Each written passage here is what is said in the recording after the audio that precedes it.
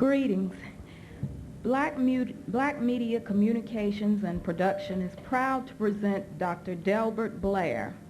He is an historian, poet, minister, researcher, lecturer, and teacher.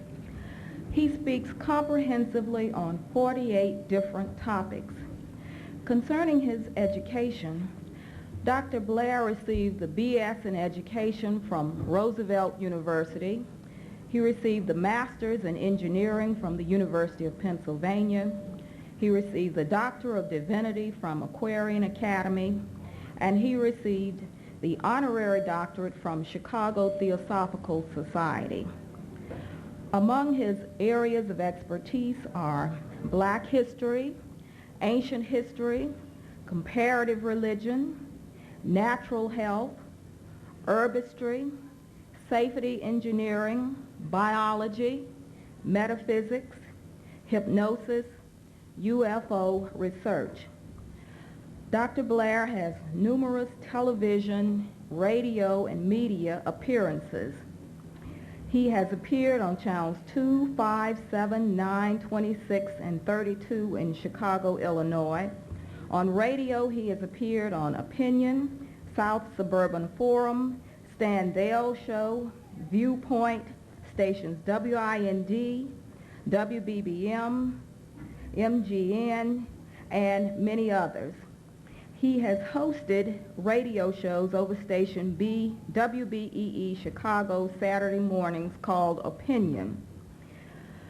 Dr. Blair has lecture appearances at the University of Notre Dame, Chicago, Illinois, Urbana and Chicago Circle, Loyola, DePaul, Michigan State, Indiana, Roosevelt, Idaho, Iowa State, Western Illinois, Eastern Illinois, Southern Illinois, Tennessee State, Tuskegee, Bradley, and many other colleges and universities.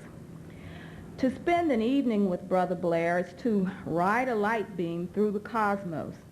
To schedule his consultations, lectures, and workshops, be sure to contact the Meta Center, 1448 East 52nd Street, Chicago, Illinois, 60615. And that phone is 1-312-643-5053. Without further ado, let us welcome and greet Dr. Delbert Blair.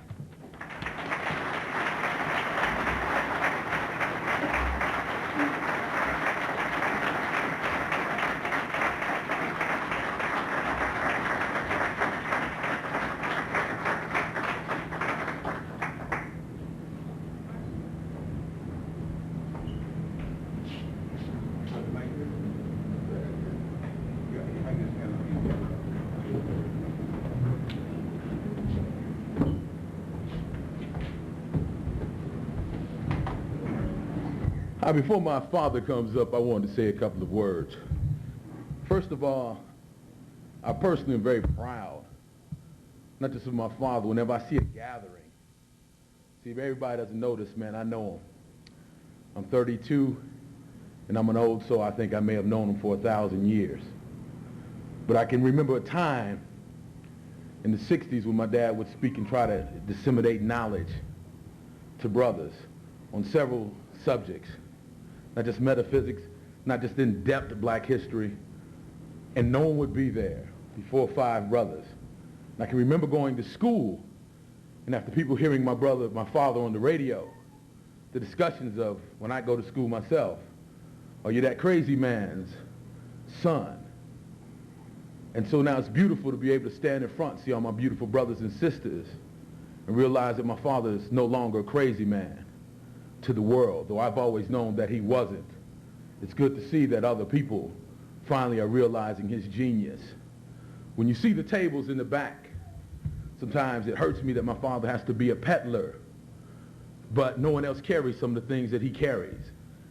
When you get little charges that we have to charge you, I watched my father for 30 years compile by himself. I've been trying to get him to write a book.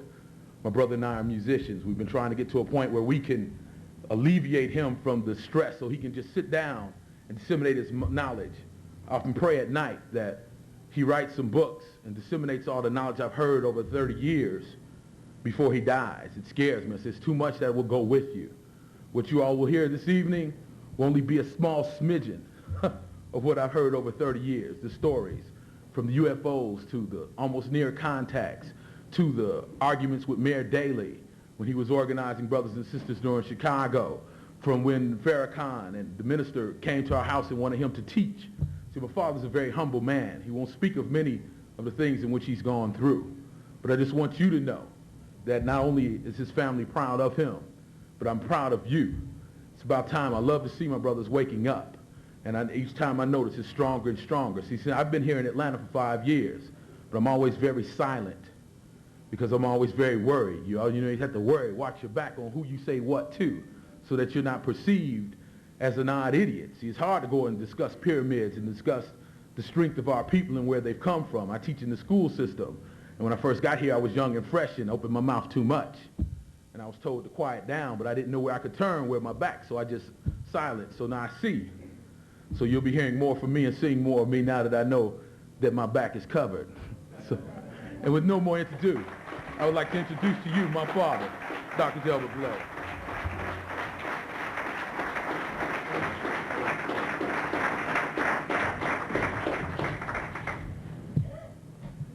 After that, I got to take a little minute or two here to spread out some of my material. Hold on, if you will. Let's see. Most of the time, I wind up not referencing the materials anyway, but I always want the ponies just in case there's some specific references that doesn't come to mind. I also think I left a box in the back that had the yellow booklet of prophecies.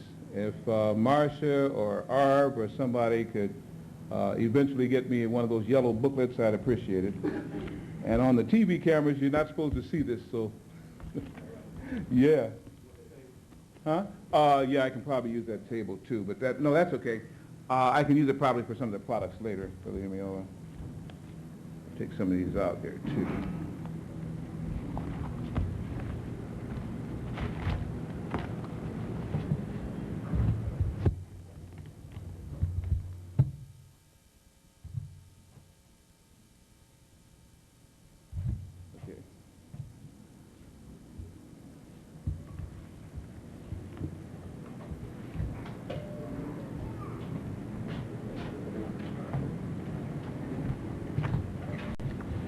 First of all, thank you very much for your attendance today.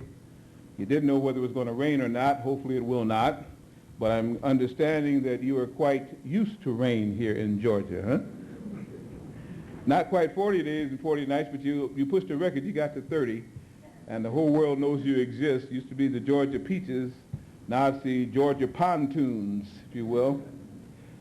But don't feel either afraid of that or worried about that, because the whole world will soon be catching you as we get into the time of catastrophes and plagues. And I'm not saying that to frighten you, because I'd be probably as frightened as you are if I didn't believe that if I continue to do what I'm supposed to do, they'll make a way. And if they don't make a way, I'll go with a clear conscience, as all of us will go one time or another anyway.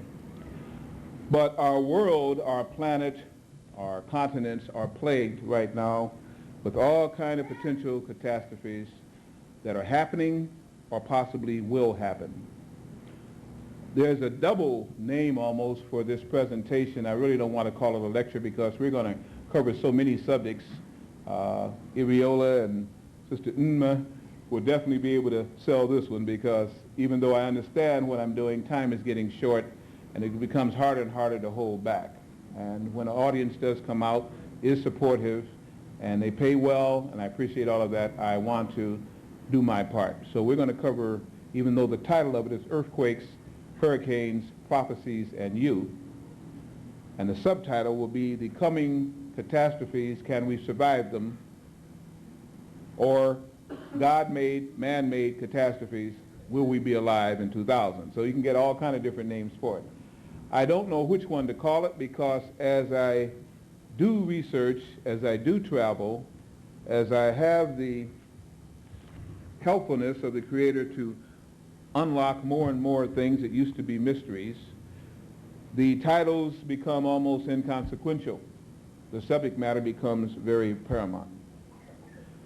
As you've probably seen, how many of you have bought any of my tapes before? Thank you. How many of you were here about a year ago when I was here? Double thank you. See, you want to get hurt twice. No, I mean, no. In studying so many different fields, and I'm old enough to have done so, it becomes difficult to know which one I like the best. I am an ordained minister. I gave up a church, because some of you have asked me this kind of independently, so I'll say it collectively and you don't have to ask anymore. I gave up a church that was really beginning to prosper. I probably could have retired from churchdom had I kept with that. But I find I'm not a hypocrite. I cannot do or say what I cannot believe in thoroughly. And of course, when I was a younger man, I wanted to be a minister, and I was both ordained a minister as well as a graduate from a school of divinity. And I had a church that was really growing, and then I found one of the good buddies of mine said, you ought to talk to some of the people that are backing you there. They may not be backing you as much as you thought. And I got angry with him before he told me that. He said, I'm doing it because I am one of the few friends seemingly you have. And I found out that they were already going to divide up the monies that were coming in, going to get on into a tithing role, incorporating some of the things, the lockouts and lock-ins that I've seen some of the ministers do, and just various and sundry things. And so I met with them, and they made a tape. The guy made a tape for me and said, here, you listen to the voices. So I walked away from that one, and I told them, if you're already arguing about what we don't have, instead of beginning to be better at what we are presenting, then you probably know a better way to do this than I, and I left it. I have not looked back, and that's it. And doing even more studies into the Bible and more studies into some of the secret organizations that promoted the printing of the new Bibles and understanding that it's being changed on a consistent basis, that led me to a whole plethora of subject matter. And I have a tape that I didn't even want to put out. I held back this information for close to 18 years. And then I found somebody had gotten the tape out of our master file, and it was being circulated throughout the country. When I have done the lecture, it's been to close a series, when usually it comes in a course that I teach called Expanding Consciousness. And in so doing, one of the last subjects that I teach is the true story of Christianity. Well, somebody had gotten hold of this and put it out. So once I said, well, I'm out there anyway, I might as well make the money for it too. My cost for the video on that is $50, $49.95, and I don't even bat an eye about it. The cost for the audio is close to the same thing, but it breaks down the whole thing on the Council of Nicene, the coming of Apollonius, the whole bit. Why do I throw that out too? Because for a long time, and I know many lecturers who just harp on that one subject and comparative religions, if you would. In 1960, very young man, and I had an experience that changed again the course of my life. And that was when, as far as I'm concerned, I met two extraterrestrials. Now, I've said on the tapes, and I did one at the Nation of Islam with the sanction of Minister Farrakhan at Mosque Maryam and at the Final Call in Chicago. Some of you may have even seen those tapes. They're now some, I guess, 8 years old. Time flies. When I talked about this, I talked about it because the extraterrestrials that I met were black. I have read of none of the other books, and I hope that you will help me and make me intelligent by telling me the books that talk about extraterrestrials that are black. Okay? The ones I met were, and how did I know they were? I got a tape, Close Encounters of the Fourth Kind. That came out 1 month after the movie Close Encounters of the Third Kind came out. I called mine the Fourth Kind. And because of what they told me, because of what they showed me, and because of what they were able to do, which I have not seen any man duplicate yet, I was impressed. It takes a lot to impress me. I was impressed, very much so. And I knew I was out of my league, and that's when I wanted to find out how they could do what they did and where they were coming from. So that led me on a course of study because at that time I had received a lot of honorary degrees. I was very much in demand in the corporate world. I always wanted to do for self, so I had my own business. And I had a big decision to make, and I had prayed and meditated and done everything. And I find, let me kind of say this too, I find when things change for me, it's probably the same time and way that they change for you. I have to get on fire with something. I got to really get into it with all my heart, soul, mind, and body. My etheric, my astral, my mental, my causal, the whole bit. I've got to deal with it. Once that happens, within 30 days' time, and now I'm finding it's even a shorter space of time, things move for me. But if I don't get on fire with it, daggone it, it seems to stagnate, it seems to go around, circumlocute, so on again like this. Well, I'd gotten on fire because it was a crossroads in my life. If there were spaceships and extraterrestrials, if there were aliens and there were life on other worlds, then for me to get into a 9 to 5, seeking to satisfy some man or woman, taking half of my life source away, and then having only enough time to study on the weekends and have to live for TGIF, then, I wasn't going to go both ways. Fortunately, the Creator, being good, answered my fervent wish, and I got to see 3 UFOs close up. I got to talk with these people, and after that, I didn't need personally any other fulfillment. That was like a lifelong dream. It meant more to me than the degrees that I still get conferred on me and all the rest of it, because it let me know that I had found a truth. I don't know if you've ever heard any of my tapes or if you've taken any of my classes, but there's a saying, it's a pet saying I've used for 28 years. There is no truth until you decide what truth is. And I mean that from the bottom of my heart, and I didn't realize how droit a statement that was when it was formulated, because we are all a product of our truths. We're all a product of what we fervently believe. I also say now that I've gotten deeper into meditation and understand the parable of magnetism and drawing forth, that is the way all things are granted to the Creator's children. You have to want it so badly that you're willing to pay the price for it, and the price does not have anything to do with money. It's sacrifice, discipline, things along this line. Only then do I get it, but once you get it that way, it doesn't matter from white man, brown man, black man, yellow man, or green man has to say you know it for your truth. It doesn't matter what mommy or daddy says, or sister or brother, or husband or wife. It doesn't matter what minister or teacher says, you know. And that's the only thing that marks your soul engram, so you can carry with you the things that are necessary. I repeat to you that because it no longer is going to matter what the media is telling you, what the teacher is telling you, or what the minister is telling you. It matters what you really understand for self.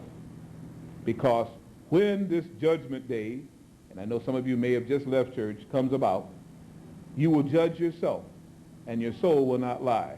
And the soul will reveal everything that you've ever engraved upon it. At least that's my truth.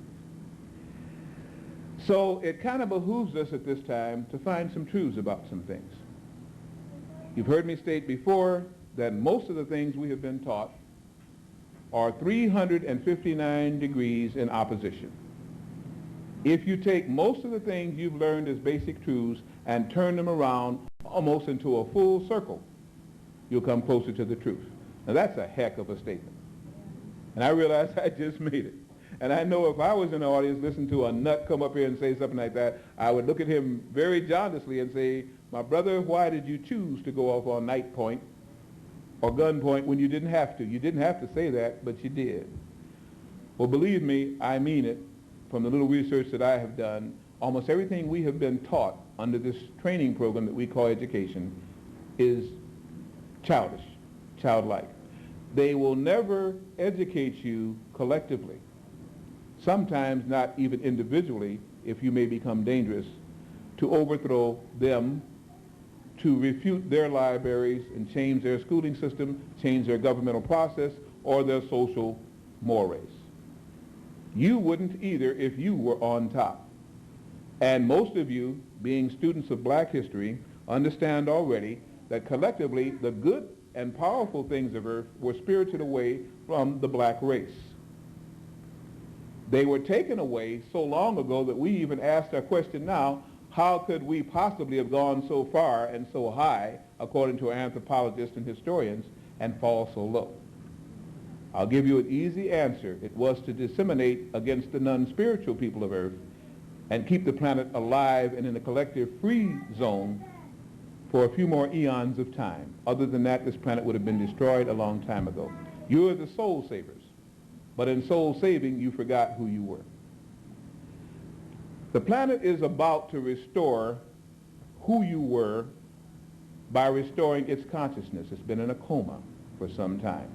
A collective soul strong enough to think it could take on being a planet on the edges of a free will zone. What do I mean by that? According to metaphysical teachings, the deeper ones, and many of you are beginning to come into the same consciousness, so I'm only stimulating what you already feel. We are part of the system of Sirius. We are on one of the distant suns of Sirius. And this planet has been an experimental enterprise for some time, where the collective mentality of many galaxies and 2 constellations came to bring here the beautiful, perfect Tierra, that's our planet, Tierra, enabling it to bring forth life on different scales. The mistake was made, however, that it brought forth life from what is called the laggards, the ones on other planets who couldn't make the grade, who were its criminals, its downfallers, its retarders, and brought them here thinking that the great white lodges of the pyramids and the underworld could teach them. And that's where we collectively made a big mistake, a mistake we're still paying for. If any of you are doing any kind of traveling, whether it be mentally in front of a dictionary, encyclopedia, TV set, or other type of media, if you're doing it in the form of airlines and planes and boats and trains, you know that our Earth over the last 30 years has become a very unstable place. If you don't know that, then you better get on some of those boats and planes and trains and things and begin to get out from the TV set and begin to understand what time it is. There are droughts in 7 different countries as we speak. There are floods, and you, as I speak, know well of that, throughout the United States, but in China, in Peru, in areas of India. There are earthquakes happening every moment of every minute as I speak to you now. In Matsushiro, Japan alone, there are 3,000 quakes per hour. Just constant tremors going on there. On the sacred islands of Osaka, amongst the Japanese Isles, even the ancient tombs there, for this is their most religious sacred islands, and it says that Osaka is joined by tunnels to the Dalai Lama, that the great Buddha, the Eightfold Path teacher, has residence in our world, entered into from the islands of Osaka. How well we don't know, how well we know, who knows? That is their legend. Osaka is even rocking and rolling. There are all kind of seiches on freshwater inland ports, big waves that roll from lake to lake. There are all kind of whirlpools and tidal waves on the oceanics, and the oceanic islands are being besieged with them. Watch very closely what's going to be happening there at Haiti, by the way, too, and in Cuba in 1997. Remember, you heard it here. There is so much happening on our planet at this time. Planes are falling that you don't even hear reported. Did you just hear what I said? You heard about the one that fell at Pittsburgh.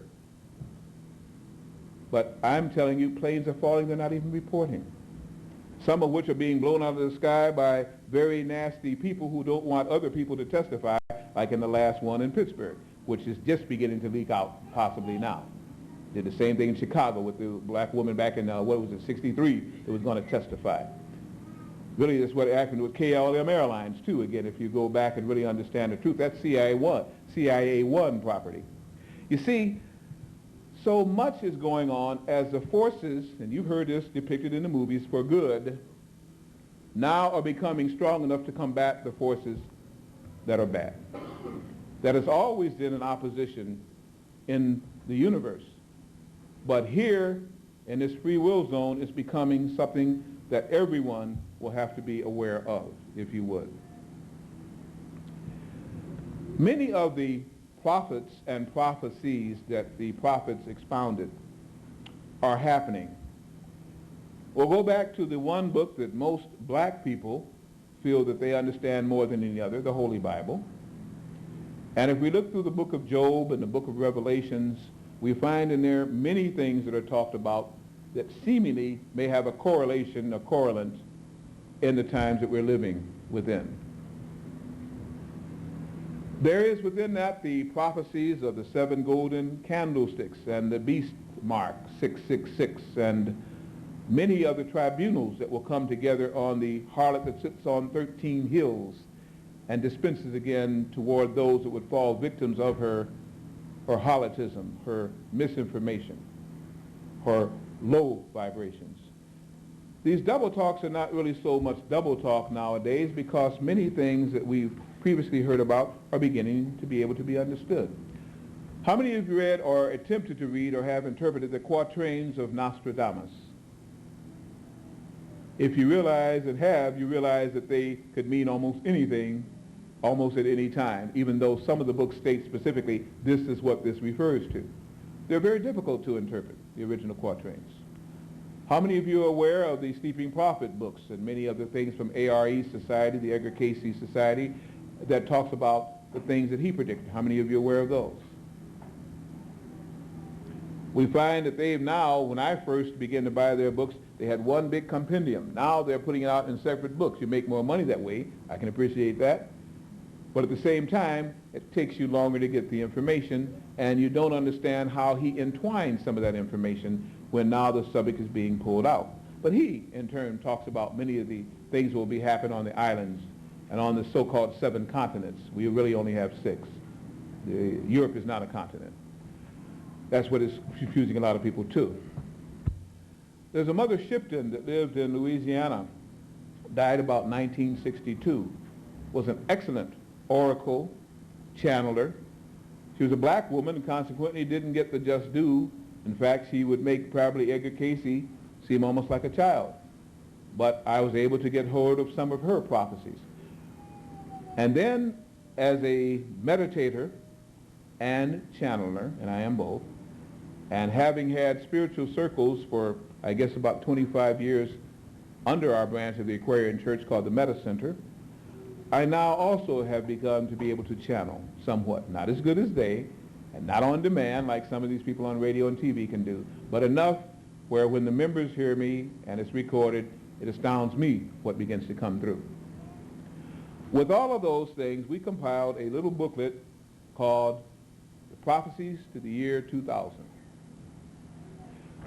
Within that, we have a special earthquake insert. It is the 20 most earthquake-prone cities in the United States and why. Some of you already asked me that. It's right in this little pamphlet.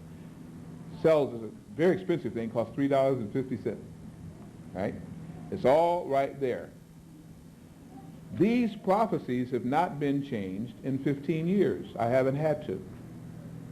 They speak for themselves. Only 2 do I wonder about when is it going to happen, and that's a person calling themselves God to appear in the Gobi Desert. Everything else here, you can almost begin to see now what's happening with it. Some of the things that are mentioned in here is that there will be new lands appearing in the Gulf of California. That will begin to happen in the next 2 years. We can see how on time this is. That in the Red Sea and the Pacific and Arctic Oceans, new lands will appear. And in Jamaica and in Bimini in the Caribbean, new lands also to appear. One of the reasons why the so-called triangles of terror, it's not just the Bermuda Triangle, but 12 other triangles throughout the world, the China Sea, Red Sea, places that you don't hear about because the governments don't want you to think that you live on an unstable planet. They want you to think everything is under control. It is, but not by them. When you begin to look at these areas and really begin to see what is possibly happening on our planet, it is astounding. Did you know that in July alone, there were 5 ships that lost themselves in the Bermuda Triangle? Why don't you hear that on all the TV reports? Why isn't that major headlines? In the Gulf of China and in the Red Sea, there's always something disappearing or appearing. What do I mean by that? In the Red Sea and also along the Straits of Madagascar, they have seen sea serpents. They travel in pairs. I don't know if it's mama or papa. I didn't get that close. They travel in pairs. They are devastating shipping lanes. They've been bombarded by cruisers and destroyers. The missiles, like in the movies, don't penetrate. What do you think about that? Now, they didn't say that they were breathing fire like the Gorgon and what's the guy called from Japan? What is it? Godzilla. Notice it starts with God. Godzilla. When you get that kind of powerful, people worship. And that's why they made a national shrine out of Godzilla. Used to be here, it was King Kong. And then all the rest of the ones that follow. But now we've got a natural one out there. They don't talk about that. You will read a lot of things in the tabloids that you shake your head and say, oh, I'm so glad that's not true. But aren't those people way out to write that kind of stuff? You will get, at least in the ballpark, by reading some of the tabloids, and I don't have any stock in them. They will come closer to telling you the truth than sometimes what I consider the tabloid that you consider your local newspaper or your network news or your coast-to-coast thing.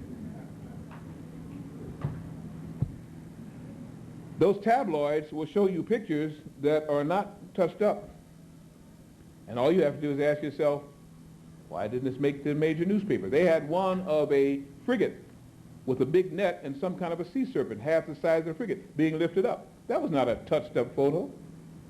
They even told you the captain's name. Most of the time, they will not tell you on there the principal city. They'll just give you a general date. That's the way that they can get underneath the Freedom of Information Act law. There have been green people, pink people, gill people found all over our earth.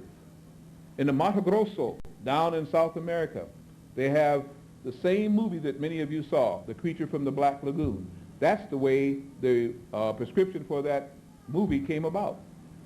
They have not black and 7, 8 feet tall, but pink and 2 and 3 feet tall gill creatures that waddle around what is called Lake Popo.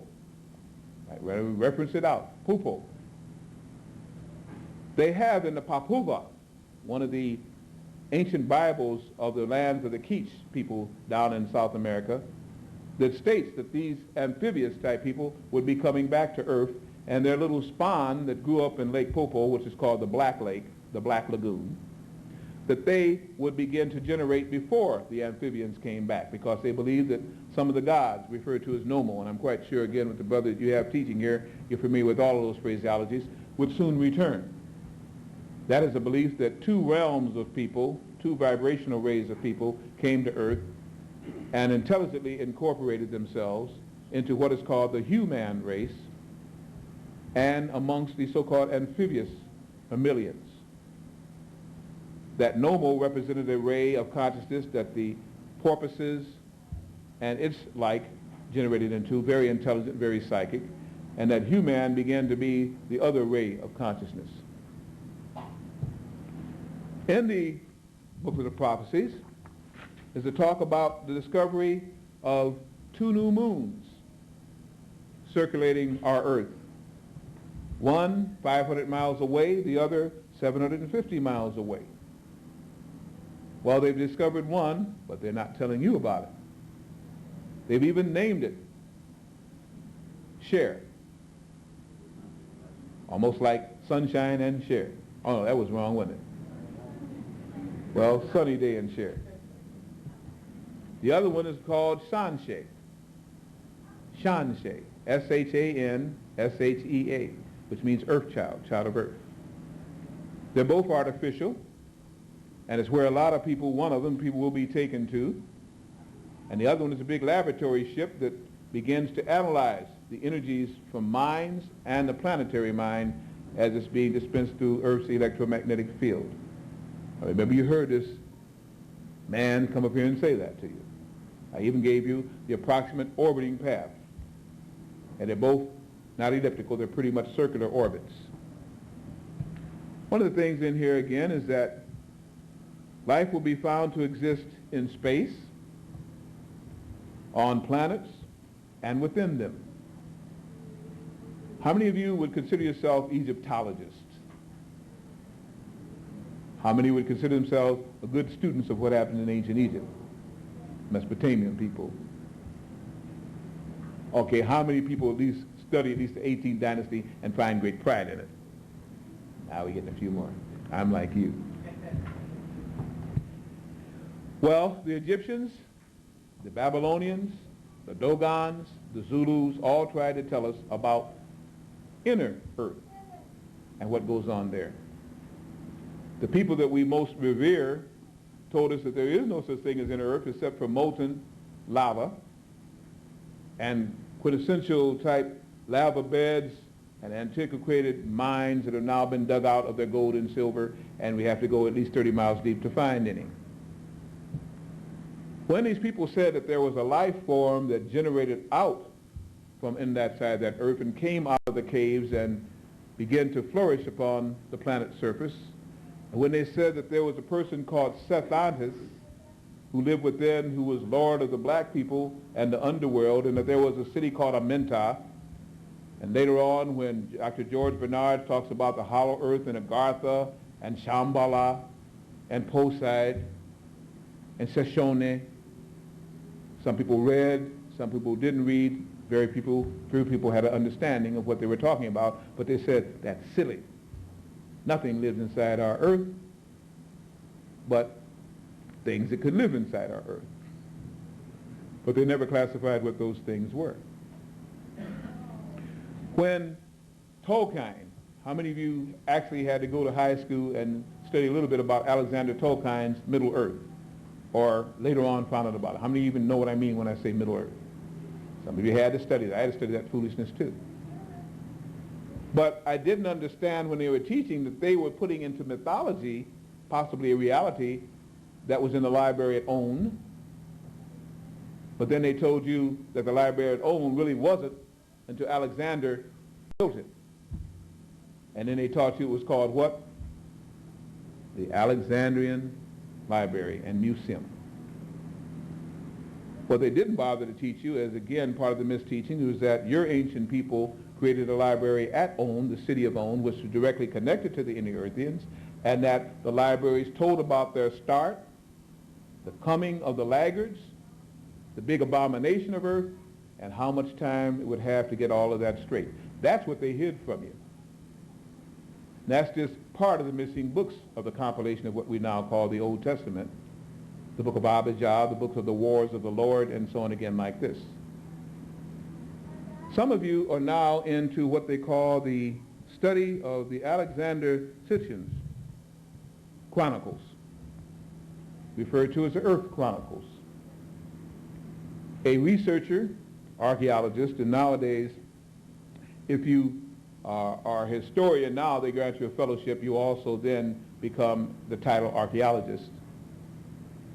He has done a lot of research on the Sumerian text and the Babylonian text and the codexes, and he states that on these stone tablets and on parchment is another complete record on the Sumerian chronicles of what happened on our earth. How many of you have any of the Sitchin novels? Whoa, 1, 2, 3 people. Okay, I thought 4, thought more than that. Well, for those of you who are interested in that, we also have the 6 editions hardback for $99. Can't beat that with 2 hammers. Again, collectively, because we do the research, we have buying power, this is there if you're interested in that. Another one of the prophecies in this little book of the prophecies, it says that eruptions in the Sierra Madres, Rocky Mountains, and Allegheny Range will shock people all over the world. Well, the Sierra Madres are again beginning to have many kind of vibrational, well, what would you call it? Tremors, temblars, not quite quakes yet. Nature always warns before she strikes. Mankind forgot how to warn. Human never knew. All of these forces are at work now to make our mountain ranges very dangerous places. Why do I say that? The acts of nature happen because there is energy now coming up from inside of our earth. Because there's a balance necessary now for our earth. Because of the sun in our solar system, which is putting forth tremendous amounts of energy, which is interacting with the sun inside of our earth which must now balance that energy and put forth what it's receiving like any good proton will. Because of this, gases are building up, and a lot of quaking and energy shifting is going on. Why didn't the government tell you about the inner Earth sun? Why doesn't the government tell you that there are pressures being built up there that seems to be coming from within the planet itself? All they're talking about is magna, and that the planets float on water and they're shifting, and other such foolishness, and tell you to throw away your fluorohydrocarbons because you're beginning to devastate the Earth's atmosphere. Well, they have been devastating the Earth's atmosphere every time a jet takes off. That takes up 50 cases of fluorohydrocarbons. But they don't stop the jet planes, even though they've been showing levitating devices that don't have to use jet propulsion.